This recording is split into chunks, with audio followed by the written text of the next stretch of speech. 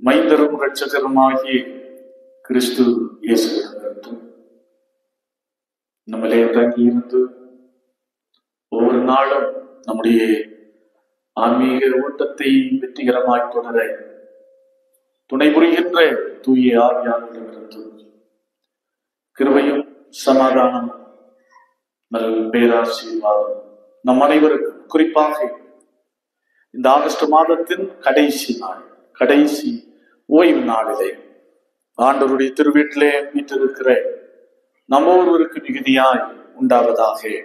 ஆமென். இந்த அற்புதமான வேளையிலே சிந்தனைக்காக கொடுக்கப்பட்டிருக்கிற திருமறை பகுதி லூக்கா எழுதிய நற்செய்தி நூல் 14வது அதிகாரம் 1 முதல் 14 முடிய உள்ள வசனங்கள். அதிலே 11வது வசனத்தை உங்களுக்கு முன்பாக நான் வைக்க ஆசிக்கின்றேன். லூக்கா 14வது அதிகாரம் 11வது வசனம். தன்னைத்தான் உயர்த்துகிறவன் எவனும் தாழ்த்தப்படுவான், தன்னைத்தான் தாழ்த்துகிறவன் உயர்த்தப்படுவான் என்றார். தன்னைத்தான் உயர்த்துகிறவன் எவனும் தாழ்த்தப்படுவான், தன்னைத்தான் தாழ்த்துகிறவன் உயர்த்தப்படுவான் என்றார். கண்களை மூடுவோம், ஆண்டவரை நோக்கி பார்த்து நாம் செபிப்போம். சத்திய வேதத்தை தினம் தியானி, சகல பேர்க்கும் அதபிமானி. சத்திய வேதத்தை தினம் தியானி, சகல பேர்க்கும் அதபிமானி.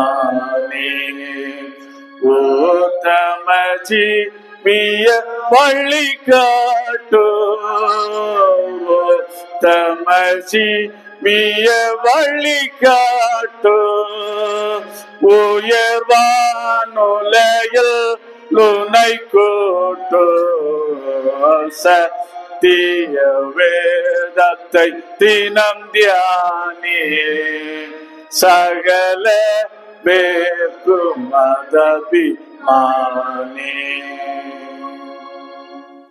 சத்திய வார்த்தைகளை கொண்டு எங்களை நித்தமும் நடத்துகின்ற எங்கள் வல்லமையுள்ள கடவுளே, உம்முடைய வசனமெல்லாம் புடமிடப்பட்டவைகள் என்று திருமறை மிக தெளிவாக சொல்கிறது. புடமிடப்பட்ட உம்முடைய வார்த்தைகளை நாங்கள் சிந்திக்க ஆயத்தத்தோடு உங்களுடைய உள்ளங்களை திறந்து நாங்கள் காத்திருக்கின்றோம். உமது கடவுள் அவர் தமது வார்த்தையை பூமியில் அனுப்புகிறார். அவருடைய சொல் மகா தீவிரமாய் செல்லுகிறது என்ற வாக்குக்கு செய்ய புடப்பட்ட வார்த்தைகளை சிந்திக்கிறோம். அந்த வார்த்தைகள் தீவிரமாய் எங்கள் உள்ளங்களிலே பாய்ந்து செல்லட்டும் என்று நாங்கள் செபிக்கின்றோம். வல்லமை மிகுந்த கர்த்தாவே, உம்முடைய வார்த்தைகளை கொண்டு ஆண்டவர் எங்களை ஆசீர்வதிப்பீராக. உம்முடைய வார்த்தைகளை கொண்டு எங்களை சக்திப்படுத்துவீராக. உம்முடைய வார்த்தைகளை கொண்டு ஆண்டவரை புதிய மாதத்திலே புதிய மாதத்திலே வெற்றிகரமாய் அடியெடுத்து வைப்பதற்கு எங்களை நீர் உற்சாகப்படுத்துவீராக. தாழ்த்தி அர்ப்பணிக்கிறோம். இயேசு இரட்சகரின் நாமத்தில் ஜெபிக்கிறோம். எங்கள் ஜெபங்கேளும் அன்பு நிறைந்த நல்ல கர்த்தாவே, ஆமென். ஒரு அலுவலகத்திலே புதிதாக மேனேஜர் ஒருவர் பொறுப்பேற்றார். சரியான நேரத்திற்கு தன்னுடைய அறையிலே வந்து கம்பீரமாக உட்கார்ந்தார். கம்பீரமாய் உட்கார்ந்த மேனேஜரை நோக்கி ஒருவர் வேகமாக வந்தார். வேகமாய் வருகின்றவரை பார்த்த உடனே இந்த மேனேஜர் என்ன செய்தார் என்று சொன்னா, தன்னுடைய டேபிள் மேல், இன்றைக்குதான் செல்போன் எல்லாம் வந்து விட்டது, அன்றைக்கெல்லாம் செல்போன் இல்லை, லேண்ட் போன் தான் இருந்துச்சு. ஆகினால் வேகமா தன்னை தேடி வேகமாய் வருகிற மனிதனை பார்த்த உடனே இந்த மேனேஜர் என்ன செய்தார்னா, போன் ரிசீவரை எடுத்து வந்தவரை உட்கார சொல்லிட்டு பேச ஆரம்பித்து விட்டார். ஒரு 5 நிமிடம் பேசியிருப்பார். பேசி முடித்து ரிசீவரை வைத்து விட்டு கம்பீரமாய் தன்னிடத்தில் வந்த மனுஷனை பார்த்து கேட்டார், என்ன வேணும் உங்களுக்கு, சொல்லுங்கள் என்ன வேணும் அப்படி என்று கம்பீரமாய் கேட்டார். உடனே அந்த மனுஷன் எந்த பதட்டமும் இல்லாமல் அழகாக சொன்னார், ஐயா, நீங்கள் புதிதாக வந்த மேனேஜர், உங்களுடைய டேபிளில் இருக்கிற போனுக்கு, லேண்ட் போனுக்கு இதுவரைக்கும் கனெக்ஷன் கொடுக்கல. நான் வந்தது இப்ப கனெக்ஷன் கொடுக்கதான் வந்தேன் அப்படி என்று சொன்ன உடனே இந்த மேனேஜருடைய முகம் இஞ்சி தின்ன குரங்குக்கு முகம் போல ஆயிற்று. இப்படியும் மனிதர்கள் இருக்கிறார்கள். வெட்டு பந்தாய், என்ன சொல்லுவாங்க, வீண் பந்தா, வெட்டி பந்தா பண்றான் பாரு அப்படி என்று சொல்லுவார்கள்.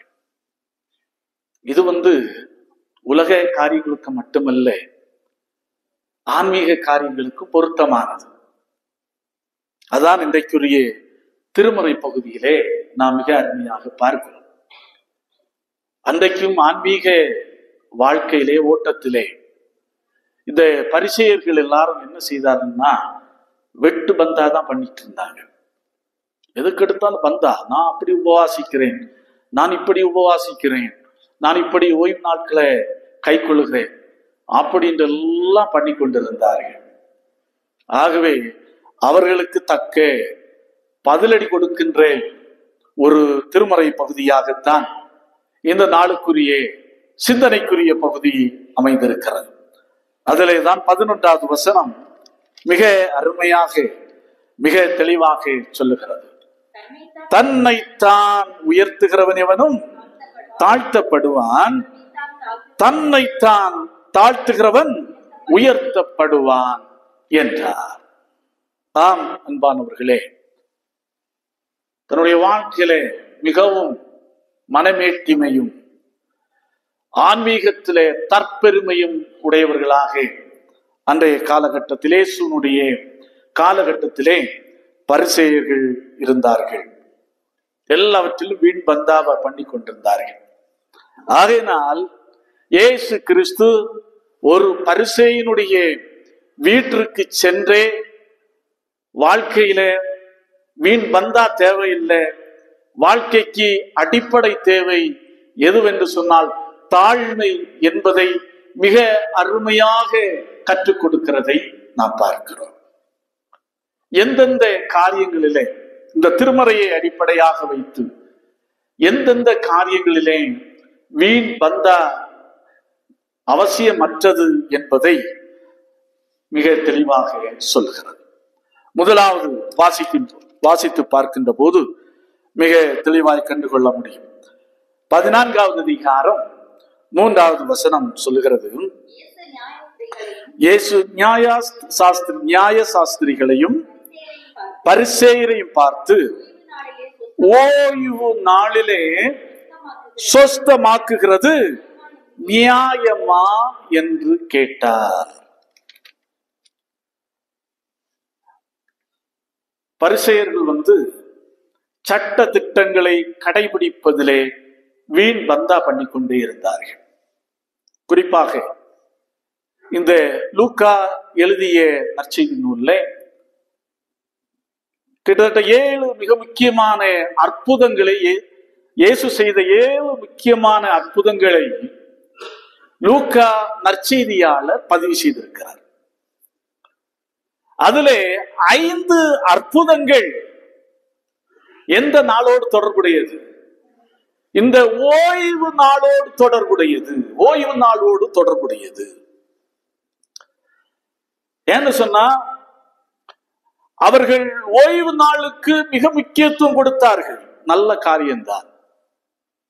ஒரு நாளைக்கு முன்பாகவே, இன்றைக்கு ஓய்வு நாள் என்று சொன்னால், நேற்றைய தினம் மாலை 6 மணியோட அவர்கள் சமைப்பதை நிறுத்திக் கொள்வார்கள். சமைப்பதை நிறுத்திக் கொள்வார்கள். எந்த சமையலும் இருக்காது. ஞாயிற்றுக்கிழமையிலே ஓய்வு நாளிலே, அவர்களுடைய ஓய்வு நாளிலே அடுப்பு எரியாது. அந்த நாளுக்குரியவைகளை எல்லாவற்றையும் ஒரு நாளைக்கு முன்பாகவே அவர்கள் சமைத்து வைத்து விடுவார்கள். அதே போல சாதாரணமாக ஒரு நாள் 2 மிக முக்கியமான சாப்பாடு நேரம் அவர்களுக்கு.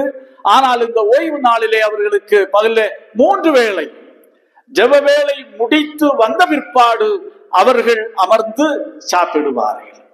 அது எப்பேற்பட்ட சாப்பாடு என்றால், ஒரு நாளைக்கு முன்பாக சமைத்த சாப்பாடு தான். அப்படி சட்ட திட்டங்கள் எல்லாவற்றையும் சரியாக, ஆன்மீக சட்ட திட்டங்களை சரியாக செய்து கொண்டிருந்தார்கள் இந்த நியாய சாஸ்திரிகள், பரிசேயர்கள். அதோடு மட்டுமல்லாமல் பாருங்கள், ஆனால் சட்ட திட்டங்களை அவர்கள் தங்களுடைய இதுக்காக செய்து கொண்டிருந்தார்களே ஒழிய ஒரு தெய்வீகம் அதிலே அடங்கி இருக்கவில்லை. தேவையில் இருக்கிற மனிதனுக்கு அந்த நாளிலே உதவி செய்தாலோ, ஆபத்தில் இருக்கிற ஒரு மனிதனுக்கு உதவி செய்தாலோ அவர்கள் எதிர்த்து கொண்டுதான் இருந்தார்கள்.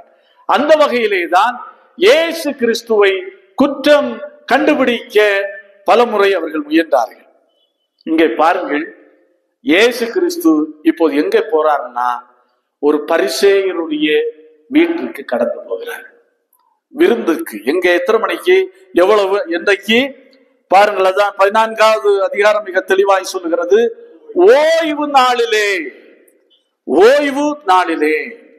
அடுத்ததாக வேதம் மிக அழகாக சொல்லுகிறது. யாரு அவர்? எப்பேற்பட்டவன்? பரிசேயரில் தலைவன்.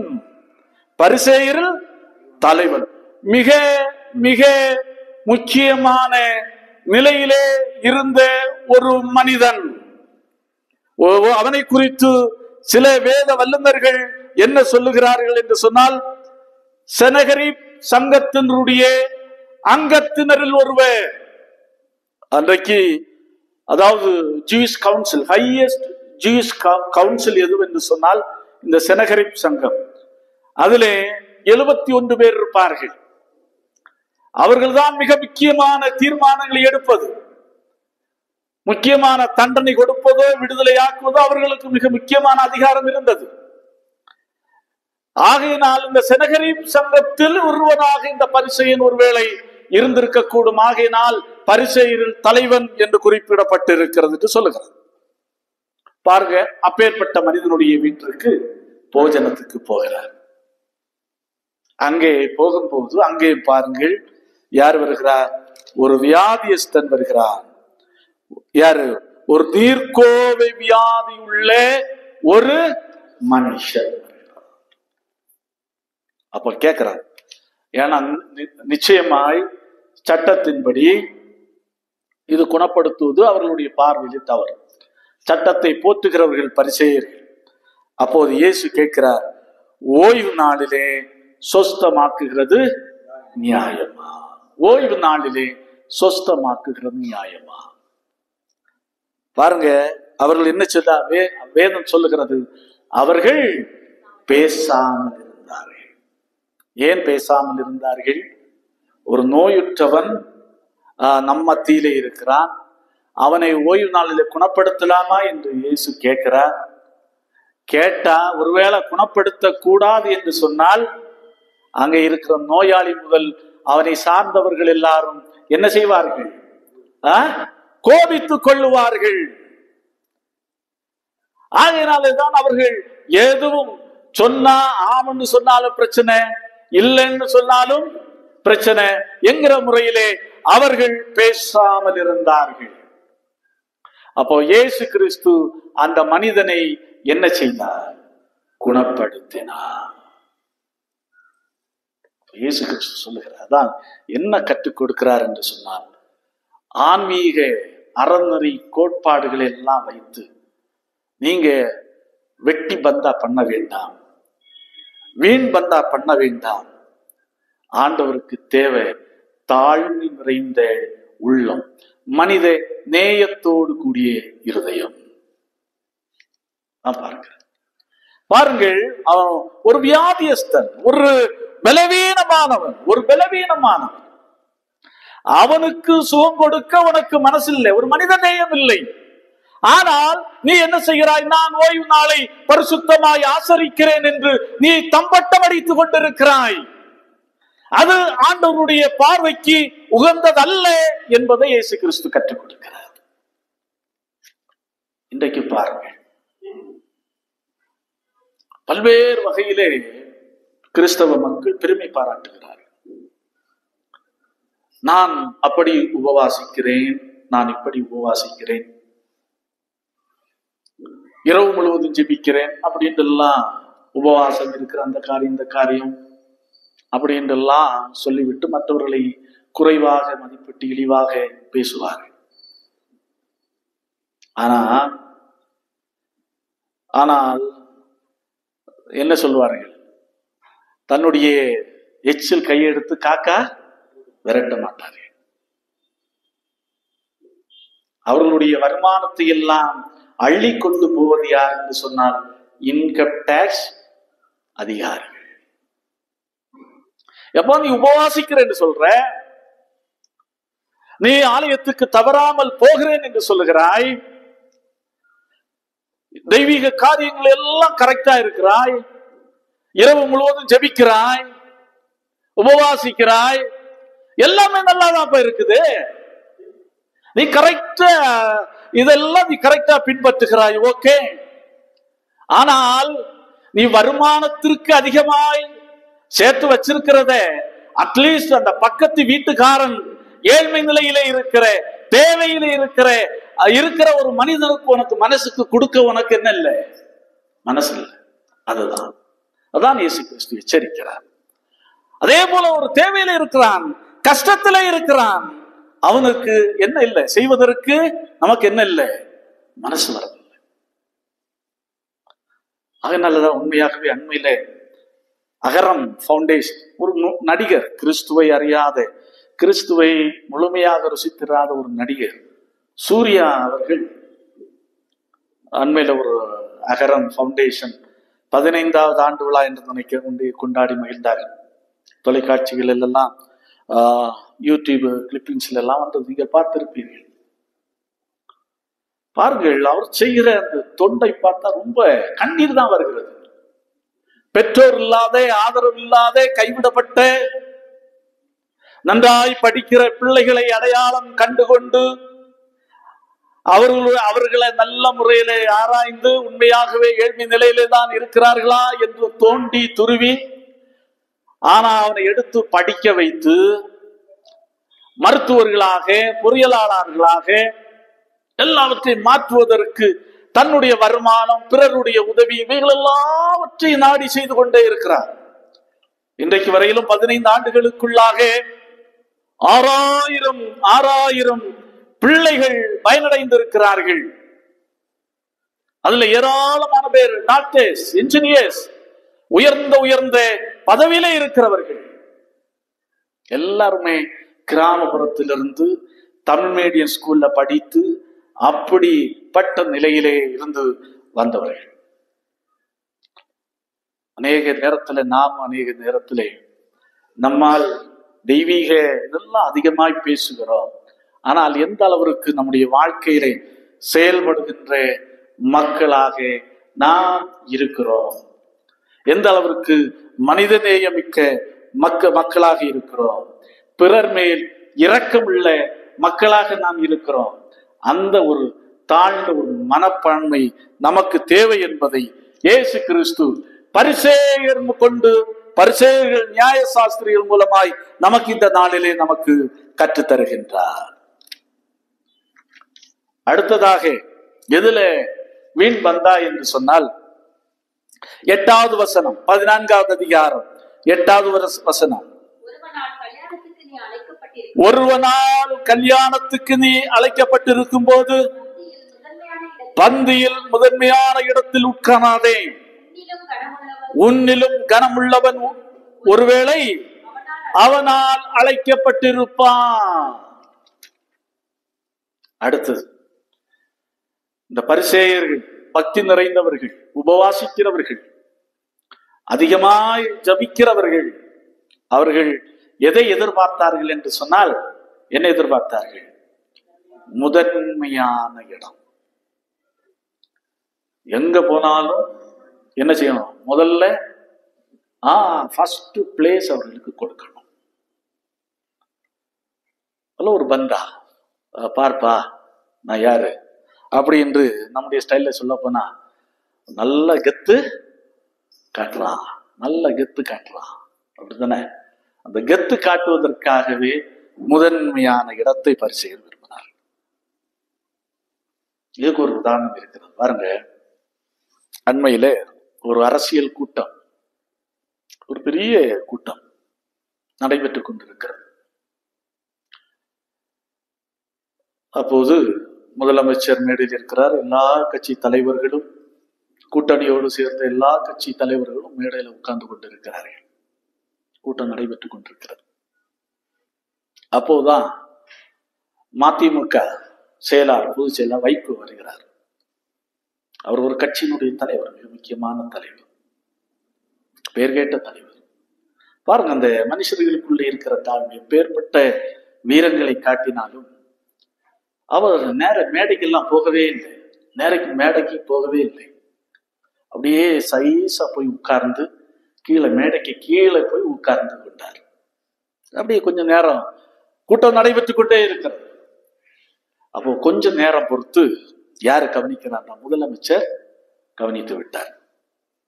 முதலமைச்சர் கவனித்த உடனே ஆள் அனுப்பி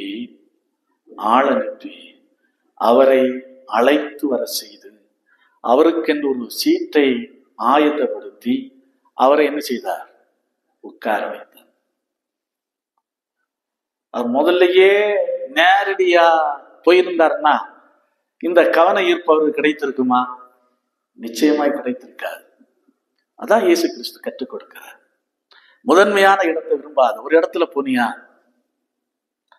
பின்னால போய் உட்காரு, பொறுமையா போய் உட்காரு, நான் தானே கூப்பிடுவான். அதே நேரத்துல முன்னாடி போய் உட்கார்ந்தால், எப்பா உன்னை விட பெரியவன் வருகிறான் அப்படி என்று சொல்லி என்ன செய்வான்? எழுப்பி விட்டுருவான். பாருங்க, இதுதான் நமக்கு தேவை. அதான் ஆண்டவர் நம்முடைய வாழ்க்கையை உயர்த்த வேண்டும் என்று சொன்னால் நமக்கு அடிப்படை தேவை தாழ்மை என்பதை நாம் மறந்து போக கூடாது. அதான் இன்றைக்கு வாசித்து கேட்ட பழைய ஏற்பாட்டு பகுதி மிக அருமையாக, மிக தெளிவாக சொல்லுகிறது. என்னவென்று சொன்னால், நீதிமொழிகள் 25வது அதிகாரம் 6வது வசனம், ராஜாவின் சமூகத்தில் நீ என்ன செய்யாதே? மேன்மை பாராட்டாதே, பெரியோர்களின் ஸ்தானத்தில் நில்லாதே. பெரியோர்களுடைய ஸ்தானத்தில் நீ நில்லாதே அப்படின்னு சொல்றான். உண்மையாகவே இந்த தாழ்மைக்கு தாவீதுதான் ஒரு எடுத்துக்காட்டு.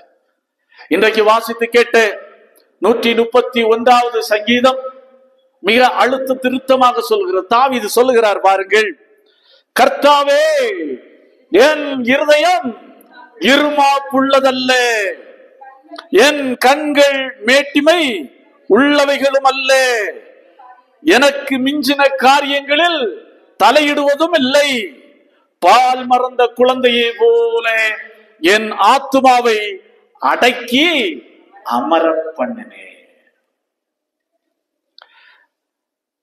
சாதாரணமாய் ஆடு வைத்துக் கொண்டிருந்த ஒரு இளைஞனை கடவுள் அரசனாக உயர்த்தி அரியணையிலே வைத்து அழகு பார்த்தார் என்று சொன்னால் அதற்கு மிக மிக முக்கியமான ஒரு காரியம் என்னவென்று சொன்னால் தாவீதுக்குள்ளே இருந்த ஒரு தாழ்மை.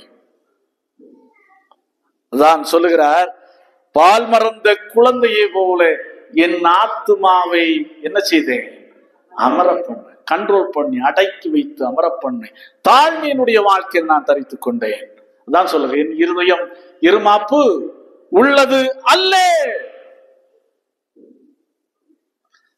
ஆகையினால் சட்ட திட்டங்களை கடைபிடிப்பதிலே, அறநெறிகளை கடைபிடிப்பதிலே, அதாவது வீண் பந்தா வேண்டாம், முதன்மையான இடத்தை பிடிப்பதிலும் வீண் பந்தா வேண்டாம்.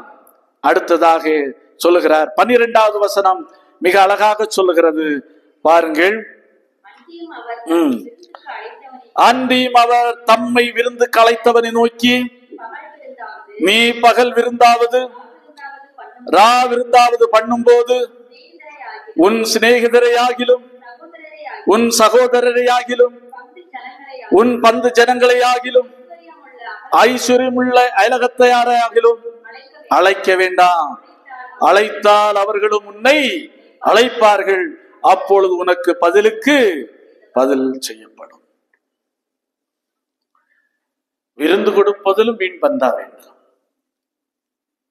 இன்றைக்கு சிலரை பார்த்தீங்கன்னா ரொம்ப நல்லா தெரியும். வீண் பந்தா, ஒரு சாதாரணமா சிம்பிளா முடிக்க வேண்டிய காரியத்தை எல்லாருக்கும் தெரியப்படுத்தி எல்லாரும் அழைப்பார்கள். நல்லதுதான், விருந்து கொடுப்பதும் நல்லதுதான். அது திருமண காரியமா இருக்கட்டும், பர்த்டேயா இருக்கட்டும், வேற எந்த காரியமா இருக்கட்டும், ஃபங்க்ஷனா இருக்கட்டும், வேற எந்த ஃபங்க்ஷனா இருக்கட்டும், எல்லாரையும் கூப்பிடுவாரு. ஆனா உண்மையாகவே அந்த ஃபங்க்ஷன் முடியும் போது அவருக்கு தலையில ஒரு பெரிய மூட்டை இருக்கும், பாரம். என்ன பாரம்?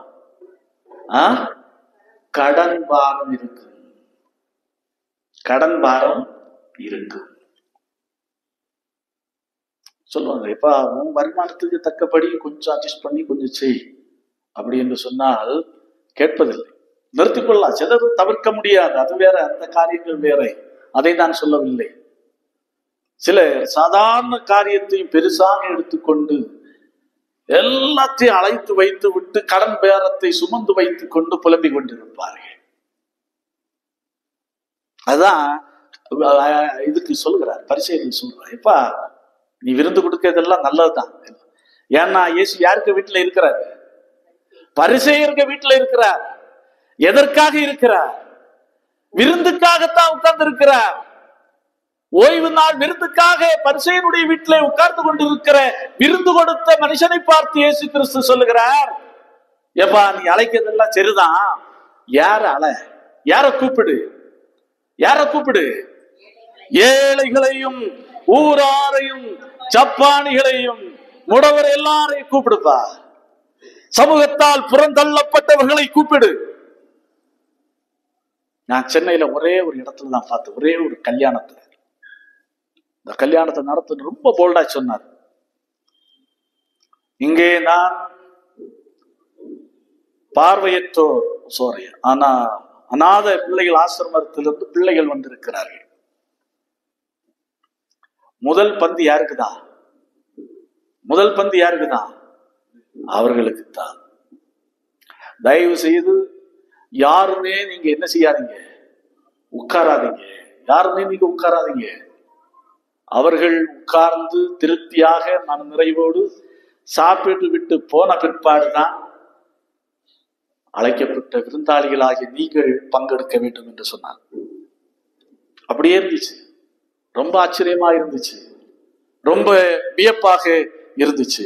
அதனாலதான் இயேசு சொல்லுகிறார், எப்பா நீ ஒரு கல்யாணத்துக்கு கூப்பிடுவ, அல்லது வேற ஒரு ஃபங்க்ஷனுக்கு கூப்பிடுவ, பிறந்த நாளுக்கு கூப்பிடுவ, அவனை நீ கூப்பிடுவ, திருப்பியும் அவன் என்ன செய்வான்?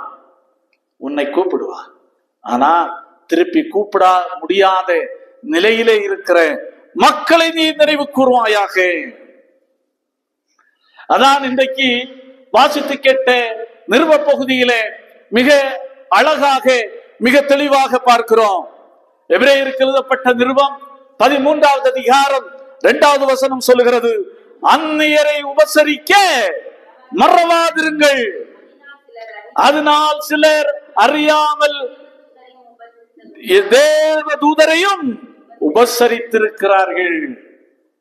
ஆகையினால் உங்களுடைய உபசரிப்பு, விருந்து காரியங்கள் எப்போது செய்தாலும் இப்பேற்பட்ட சமூகத்தின் ஒதுக்கப்பட்ட நிலையிலே இருக்கிற மக்களை நினைவு கூர்வாயாக. அதான் அடுத்த வசனங்கள் சொல்லுகிறது, கட்டப்பட்ட நிலையில இருக்கிற மக்கள், தீங்கு அனுபவிக்கிற மக்கள், இவர்களை நீ நினைத்து பாருங்கள். அப்படி என்று எபிரேயருக்கு எழுதிய ஆக்கியோன் அழுத்தம் திருத்தமாக சொல்லுகிறார். விருந்து கொடுப்பதிலே, விருந்து கொடுப்பது என்பது சாதாரணமாக உணவு மட்டுமல்ல, பொருளாதார ரீதியான விருந்து. நம்மால் இயன்றதை செய்து வாழ வேண்டும். இயலாதவர்களுக்கு அடையாளம் கண்டுபிடிக்கிறது எல்லாருக்கும் உண்டு. இப்ப தெருவில் பிச்சை எடுத்துக் கொண்டு போகிறவர்களை நான் சொல்லவில்லை, அவர்கள் நம்மை விட பணக்காரர்கள். ஆனால் நமக்கு கண்ணுக்கு முன்பாக தென்படுகிறார்கள் நம்மை சார்ந்தவர்கள், நம்மை உறவுகள், சாப்பாட்டிற்கு வழி இல்லாம, அடுத்ததாக படிக்க வைக்க இயலாமையிலே, இப்படி பல கஷ்டங்களில் வாழ்ந்து கொண்டிருக்கிற இப்படிப்பட்ட நிலையில இருக்கிற மக்களை நீ நினைவு கூறுவாயாக என்று சொல்கிறார். அதான் வேதம் மிக அழகாக சொல்கிறது. தாழ்மையை நீங்கள் தரித்துக் கொள்ளுங்கள். எல்லா காரியத்திலும் சட்டத்திட்டங்கள், இறை சட்டத்திட்டங்களை கடைபிடிப்பதில் சரி, இறை நியமங்களை கடைபிடிப்பதில் சரி, வாழ்க்கையில முதுமையை விரும்புகின்ற காரியத்தில் சரி, விருந்து கொடுக்கின்ற காரியத்தில் சரி, தாழ்மை என்ற பண்பை உங்களுடைய வாழ்க்கையிலே தரித்துக் கொள்வீர்களானால் உயர்வு உங்களுடைய வாழ்க்கையை தேடி தானாக வரும். உயர்வு உங்களுடைய வாழ்க்கையை தேடி தானாக வரும் என்பதிலே எந்த விதமான சந்தேகமும் இல்லை. ஆம், கிறிஸ்து இயேசுவுக்குள் அன்பானவர்களே, கிறிஸ்து இயேசுவை நீங்கள் நினைத்து பாருங்கள். கடவுளுக்கு சமமாயிருப்பதை கொள்ளையாடின பொருளாக எண்ணாமல், மரண பரியந்த வரையிலும் அவர் தம்மை என்ன செய்தார்? சிலுவையின் மரண பரியந்த வரையிலும் தம்மை தாழ்த்தினார். அதான் வேத அழகாய் சொல்கிறது. பெருமை உள்ளவர்களுக்கு தேவன் எதிர்த்து நிற்கிறார், தாழ்மை உள்ளவர்களுக்கோ தேவன் கிருபை அளிக்கிறார். ஆகவே அன்பானவர்களே, உணர்வோம், கடவுளை நோக்கி கேட்போம். ஆண்டவரே, எங்களுக்கு நீர் முன்மாதிரியாக வைத்து போனேன் இந்த தாழ்மை என்ற வஸ்திரத்தை எங்களுடைய வாழ்க்கையிலே நாங்கள் அணிந்து கொண்டு அநேகருக்கு சாட்சியாக, அநேகரை உமக்கு நேராக திருப்புகிறவர்களாகவும் திகழ எங்களுக்கு நீர் கிருபை புரியும் ஆண்டவரே என்று இந்த நாளிலே ஒப்பு கொடுத்து கடந்து செல்வோம் என்று சொன்னார். நிச்சயமாய் தாவீதை உயர்த்தின ஆண்டவரே, நம்மையும் எல்லா ஆன்மீக வாழ்க்கையிலும் சரி, உலக பிரகாரமான வாழ்க்கையிலும் சரி, ஆண்டவர் நம்மை உயர்த்துவார். ஆண்டவர் தாமே இந்த வார்த்தைகளை கொண்டு நம்ம ஒவ்வொருவரையும் ஆசீர்வதிப்பாராக.